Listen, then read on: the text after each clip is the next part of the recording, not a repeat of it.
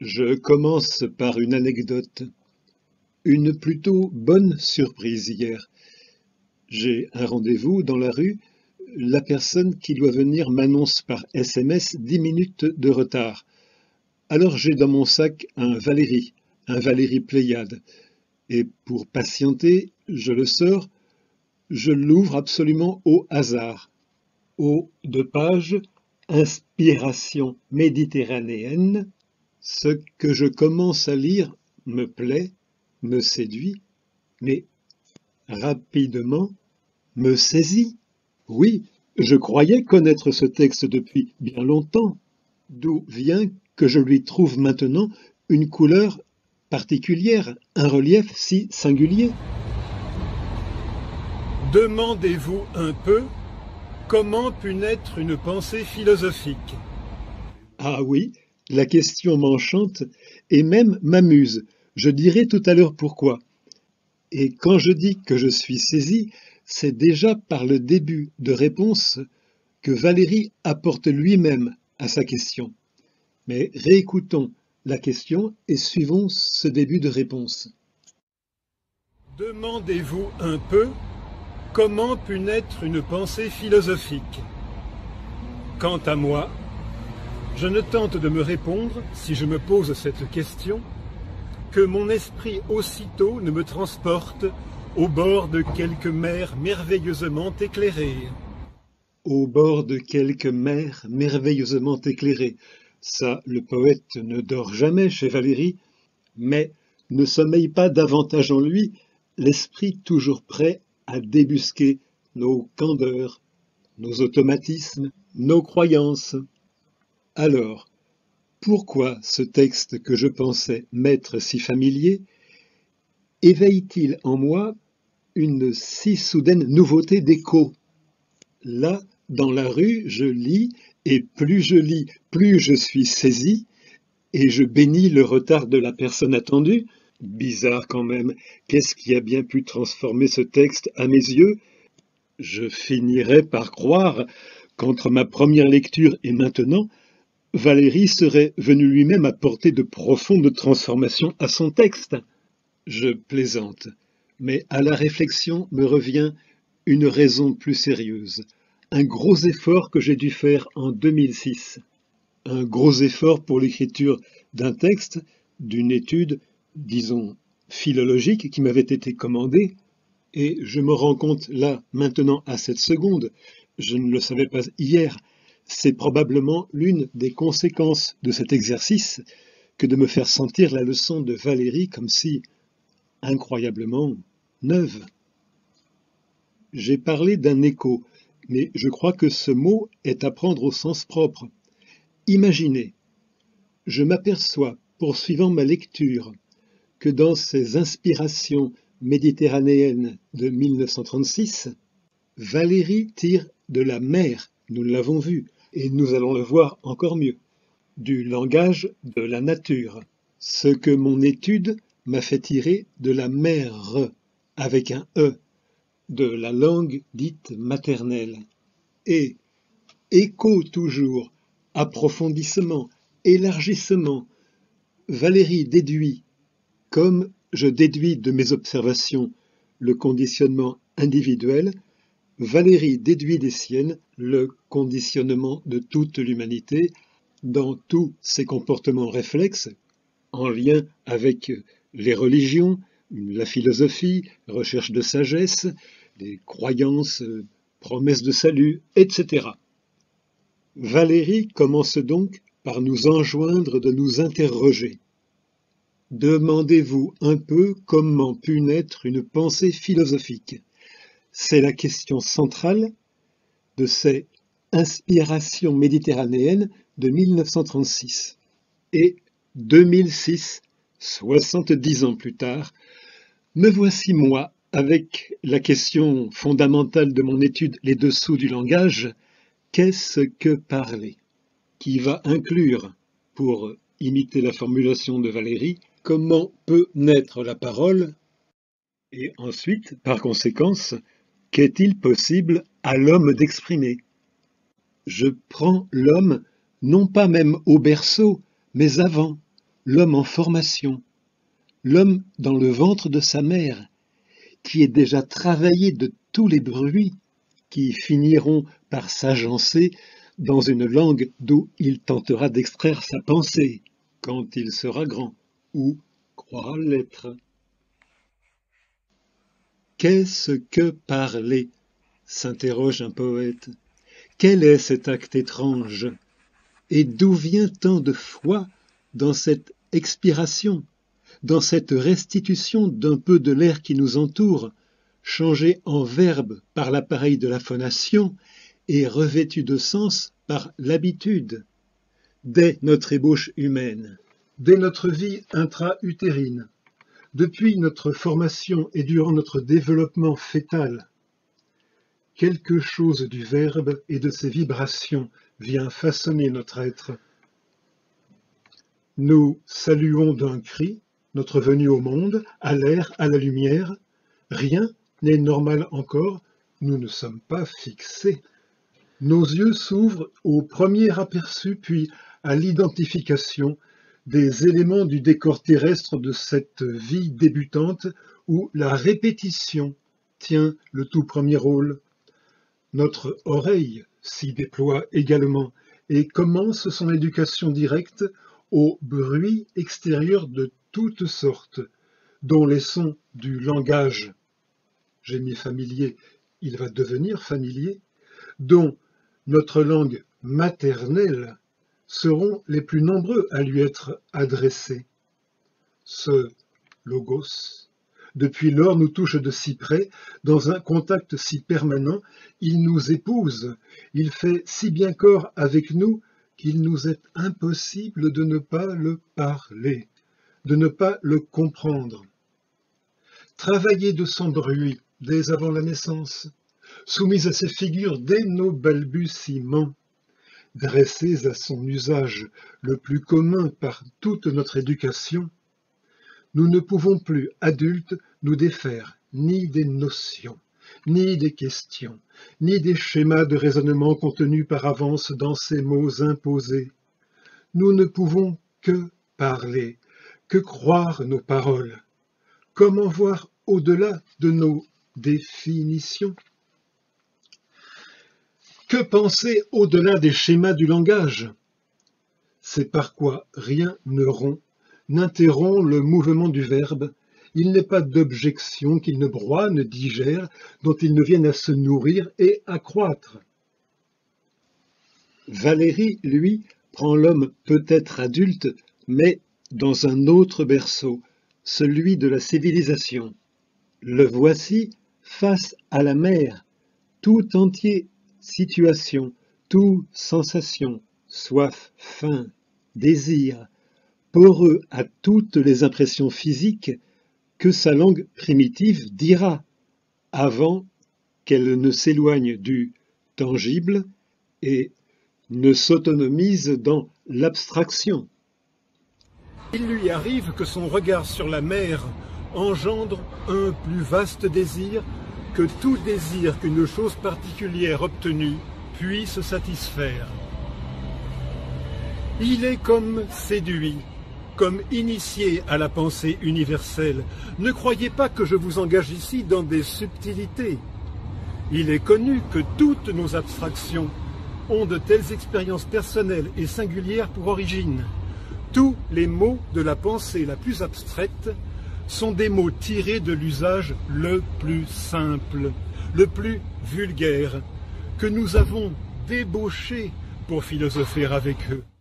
Ah ça, nous pouvons compter sur Valéry pour recadrer, pour remettre à leur place, bien remettre sur terre, les mots de nos transports intellectuels ou spirituels, qu'ils soient d'ordre philosophique, métaphysique ou, a fortiori, mystique.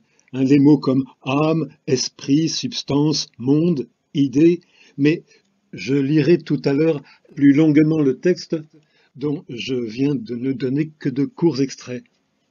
Donc, Valéry pointe le désancrage verbal, la dématérialisation du lexique, et j'insisterai, moi, sur l'inconscience de ce déplacement et surtout sur les conséquences de cette inconscience. Nous parlons constamment, j'en fais ici la preuve.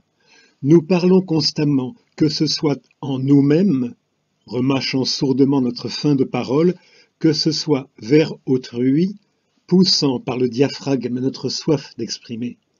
Nous parlons, l'attention est captée, la foi dans le discours, le crédit accordé à ce bruit, mot, syntagme.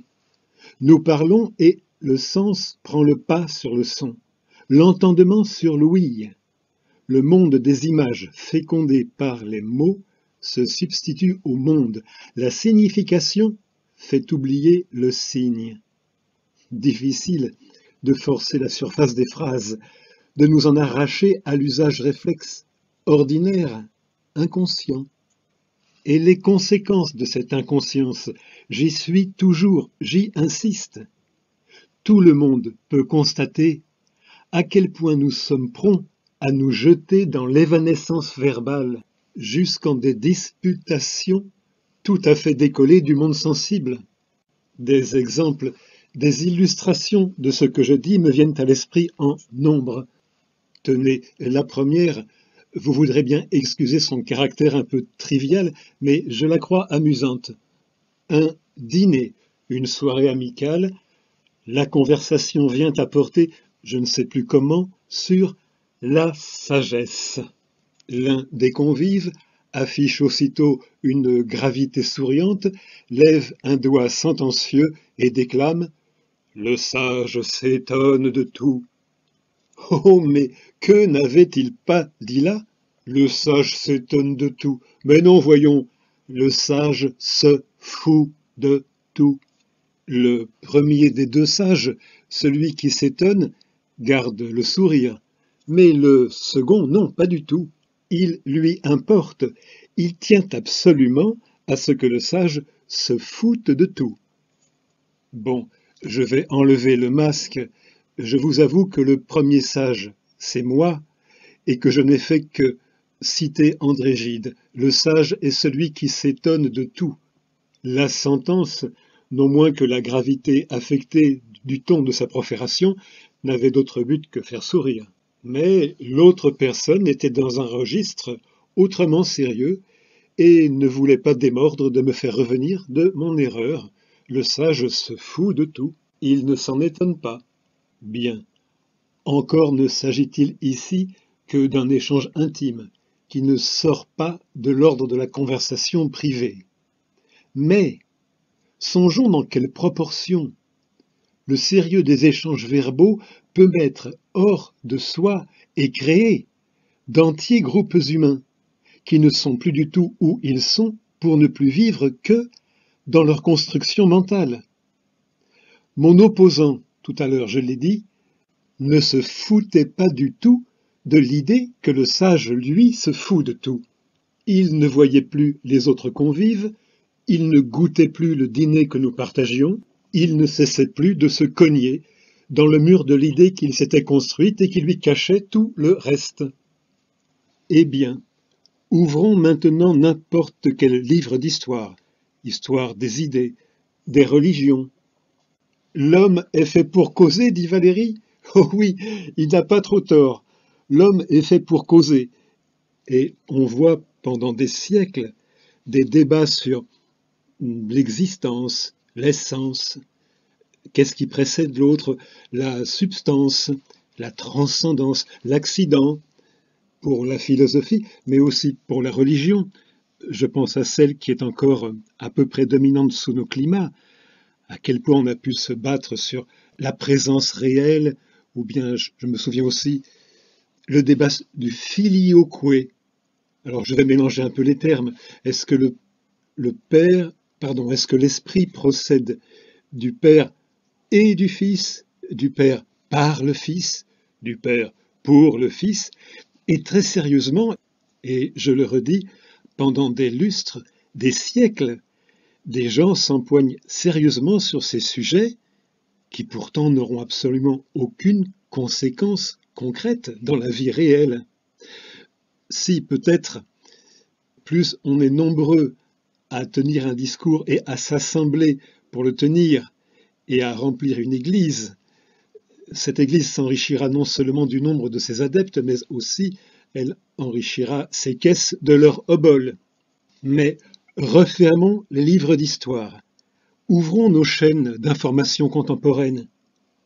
Comment se fait-il, troisième millénaire, que nous en soyons encore et toujours là?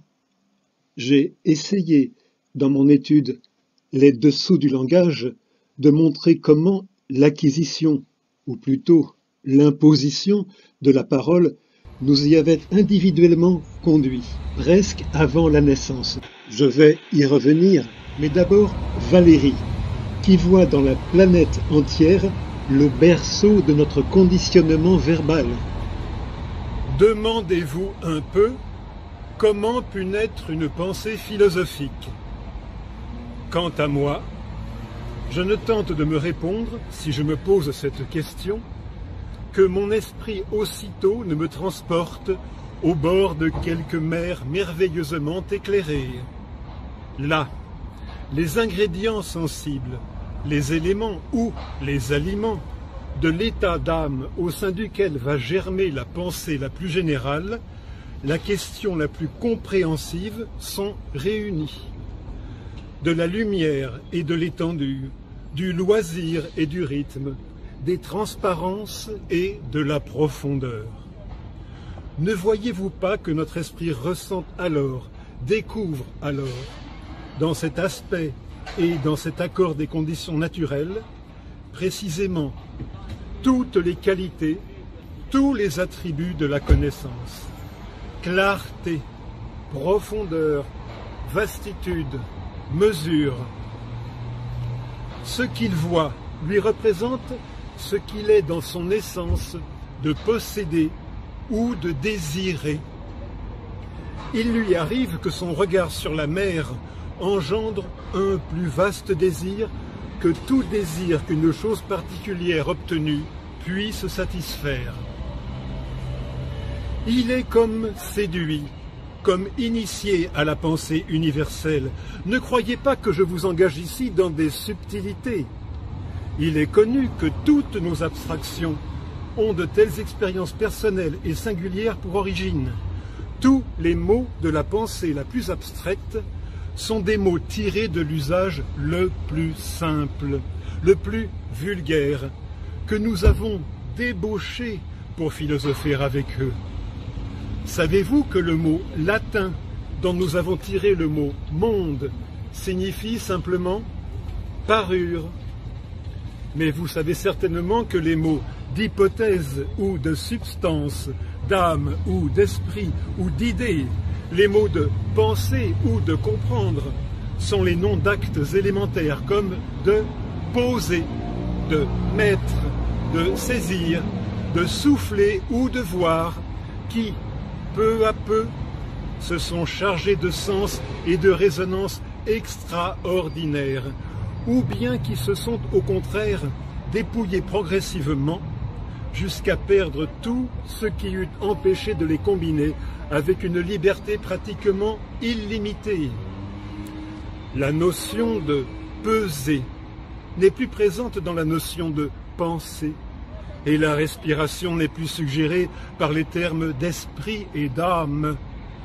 Ces créations d'abstraction que l'histoire du langage nous fait connaître se retrouvent dans nos expériences personnelles, et c'est par le même procédé que ce ciel, cette mer, ce soleil, ce que j'appelais tout à l'heure les purs éléments du jour, ont suggéré ou imposé aux esprits contemplatifs ces notions d'infini, de profondeur, de connaissance, d'univers, qui sont toujours des sujets de spéculation métaphysique ou de physique, et dont je vois l'origine très simple dans la présence d'une lumière, d'une étendue, d'une mobilité surabondante, dans l'impression constante de majesté et de toute puissance, et parfois de caprice supérieur, de colère sublime et de désordre des éléments qui s'achèvera toujours en triomphe et en résurrection de la lumière et de la paix. Je viens de parler du soleil, mais avez-vous jamais regardé le soleil? Je ne vous le conseille pas. Je m'y suis risqué quelquefois dans mes temps héroïques et j'ai pensé perdre la vue. Mais je vous répète, avez-vous jamais songé à l'importance immédiate du soleil? Je ne parle pas ici du soleil de l'astrophysique, du soleil des astronomes, du soleil agent essentiel de la vie sur la planète, mais simplement du soleil sensation, phénomène souverain, et de son action sur la formation de nos idées. Nous ne pensons jamais aux effets de ce corps insigne. Imaginez l'impression que la présence de cet astre a pu produire sur les âmes primitives. Tout ce que nous voyons est composé par lui. Et j'entends par composition un ordre de choses visibles et la transformation lente de cet ordre qui constitue tout le spectacle d'une journée. Le soleil, maître des ombres, à la fois partie et moment, partie éblouissante et moment toujours dominant de la sphère céleste, a dû imposer aux premières réflexions de l'humanité le modèle d'une puissance transcendante, d'un maître unique. D'ailleurs, cet objet sans pareil, cet objet qui se cache dans son éclat insoutenable, a joué également, dans les idées fondamentales de la science, un rôle évident et capital. La considération des ombres qu'il projette a dû servir de première observation à toute une géométrie, celle qu'on nomme projective. Sous un ciel éternellement voilé. On n'y eût pas songé sans doute, pas plus qu'on eût pu instituer la mesure du temps. Autre conquête primitive qui s'est d'abord pratiquée au moyen du déplacement de l'ombre d'un style, et il n'est pas d'instrument physique plus antique ni plus vénérable qu'une pyramide ou un obélisque, gnomon gigantesque, monument dont le caractère était à la fois religieux, scientifique et social. Le soleil introduit donc l'idée d'une toute-puissance suréminente, l'idée d'ordre et d'unité générale de la nature. Probablement avez-vous déjà éprouvé, comme moi, mais comme beaucoup je pense, des moments soudains, plus ou moins prolongés, de grand bonheur, de grand bien-être, d'extrême bonne humeur.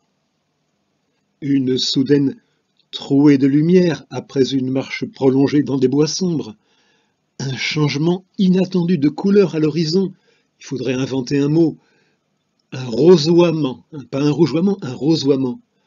On n'arrive pas à croire ni à ce qu'on voit ni à ce qu'on ressent. Les voies respiratoires absolument dégagées, les fonctions digestives parfaitement fluides, le cœur s'envole.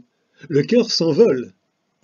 Or, il n'y a que ce qu'il y a, un trou de ciel très lumineux, un soleil qui revêt des habits qu'il n'avait encore jamais portés à nos yeux. Eh bien, chez beaucoup de nos semblables ou de nos non-semblables, cette liberté soudaine ne pourra s'éprouver, s'exercer sans accompagnement de réflexe verbal puis comportemental. Communion avec l'univers, gratitude envers l'esprit de toutes choses. Il y en a qui tomberont à genoux en larmes et qui s'aplatiront par terre éperdus de reconnaissance. Valérie aimait beaucoup l'histoire qui lui avait été rapportée de ce perroquet dans la cage duquel on avait mis une boule miroir, un miroir de forme tout à fait sphérique, et ce perroquet impressionné s'inclinait respectueusement devant la boule lumineuse, lui apportait des graines de tournesol, bref, lui témoignait les plus grands égards et signes de soumission, et Valérie, partageant ce récit avec son amie la poétesse Yannette de l'Étang Tardif, conclut malicieusement: « Vous voyez, Yannette, les religions. » Ah, j'ouvre ici une brève parenthèse pour corriger l'impression que peut faire cette anecdote. Valéry était tout sauf condescendant, tout sauf méprisant. Il regardait la foi comme une chose qui lui était étrangère. Il a pu écrire « Avoir conscience que l'on croit, cela me dépasse ». Il n'en comptait pas moins parmi ses amis des hommes de religion assez en vue. Je pense au chanoine Munier, à l'abbé Brémond, qui était un grand amateur de poésie, avec qui il a eu beaucoup d'échanges sur la fameuse poésie pure. Ah oui, la rencontre avec Teilhard de Chardin, prêtre, chercheur, paléontologue, philosophe, théologien. L'anecdote est rapportée par Agathe, la fille de Paul Valéry. Valéry déclare à Teilhard de Chardin: « S'il me fallait choisir entre spiritualisme et matérialisme, deux thèses vaines, je choisirais la seconde. Le spiritualisme demande moins d'esprit. » Je referme la parenthèse des mondanités ecclésiastiques. Alors, sur ce spiritualisme qui demande moins d'esprit que le matérialisme, est-ce que la lecture de l'extrait des Inspirations méditerranéennes vous a rendu le propos assez clair? En rappel, en résumé, nous autres, humanité naissante au sein de tout ce qui nous entoure, des sensations physiques qui nous en imprègnent, et du vocabulaire par lequel nous essayons de les traduire, puis de l'intériorisation, de l'extraction, du détachement de ce vocabulaire. Valéry parlera de dévoiement, non de débauché, oui, ce serait débauchement, pour reprendre le mot un peu ancien, du débauchement de ce vocabulaire, de sa vertu vraiment physique et concrète. Nous nous sommes laissés faire. Nous nous sommes laissés aller dans un monde imaginaire, fait bien sûr de notre impuissance et de notre ignorance radicale, particulièrement nourri aussi de nos dérèglements nerveux. Nous nous sommes laissés entrer dans ce monde autre, ce monde second, qui nous extrait du premier, et non seulement nous en extrait, mais se donne pour plus profond, plus riche, plus infini, plus éternel que lui, et finit par nous le masquer complètement. La contagion se fait érudite, et l'érudition fait école.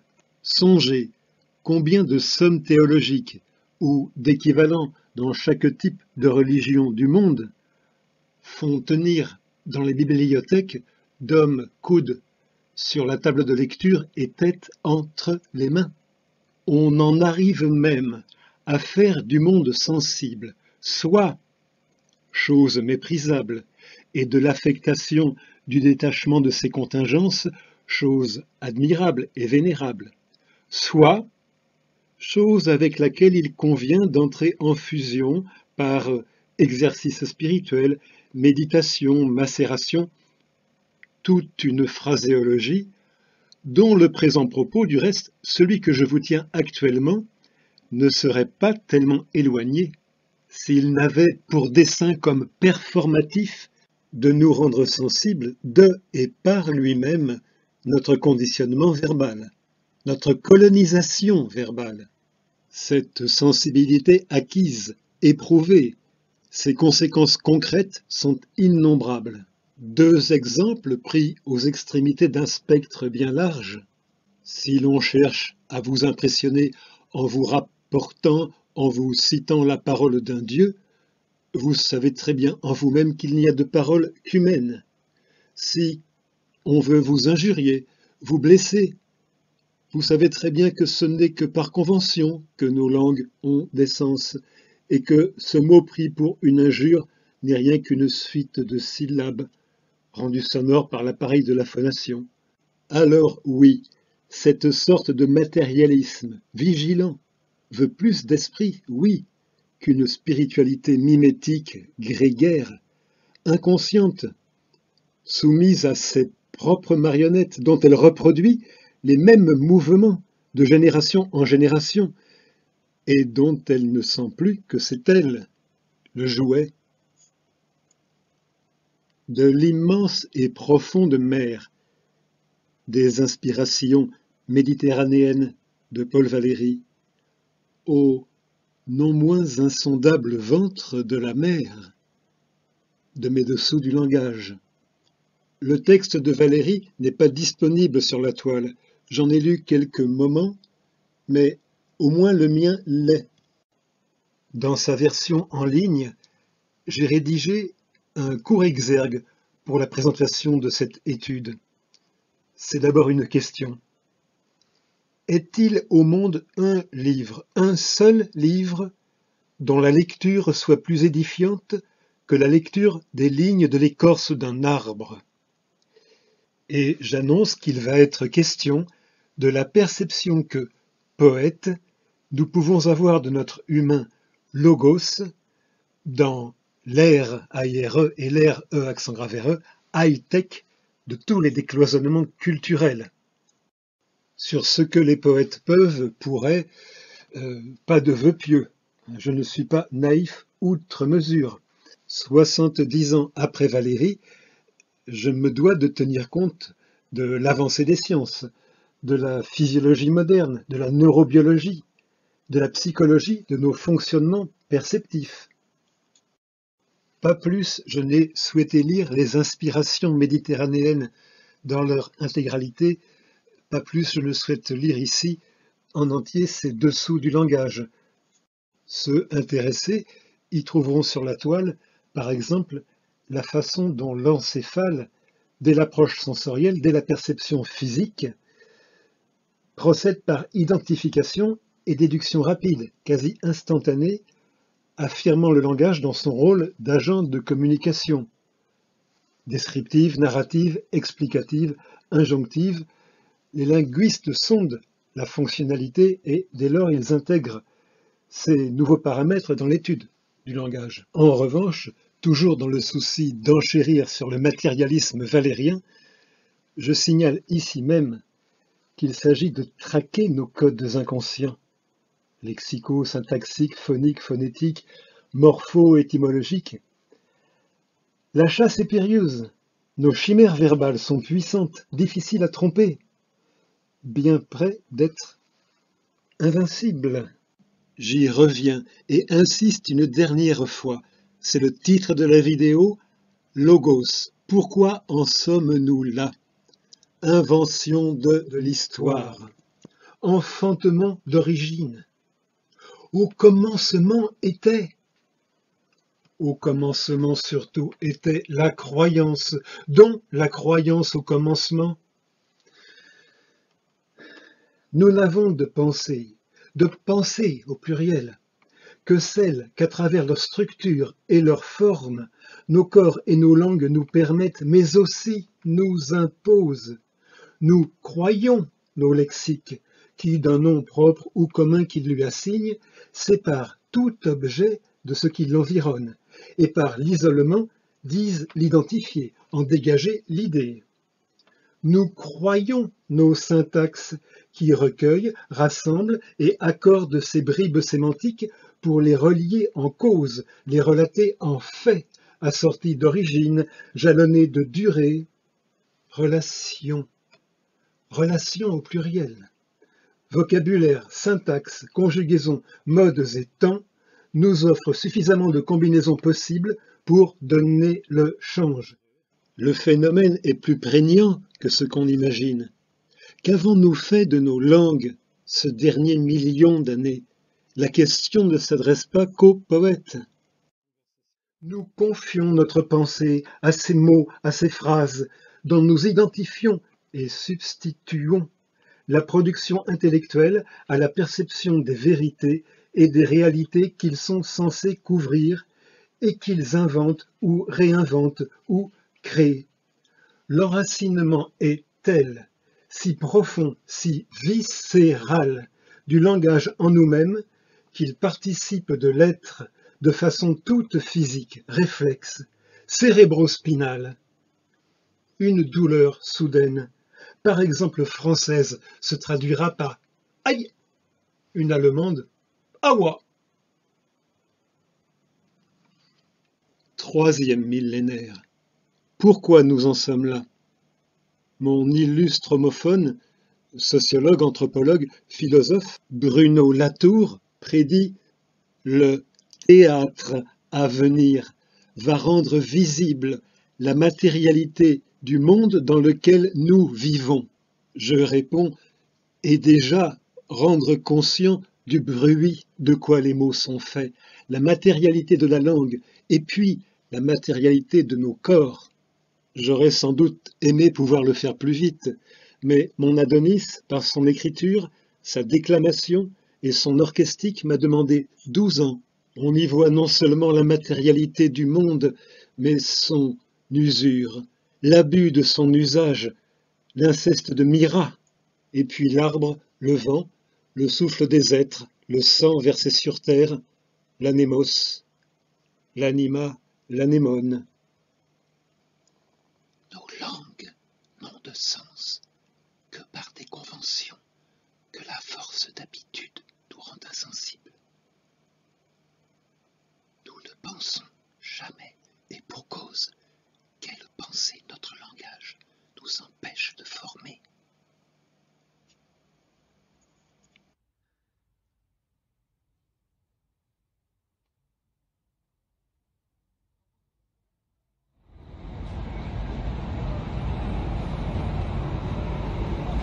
L'abandon de la marche quadrupédique, le redressement,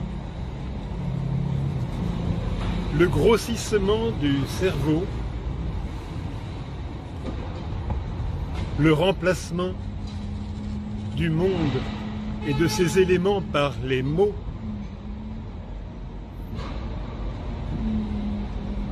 trouvez la suite.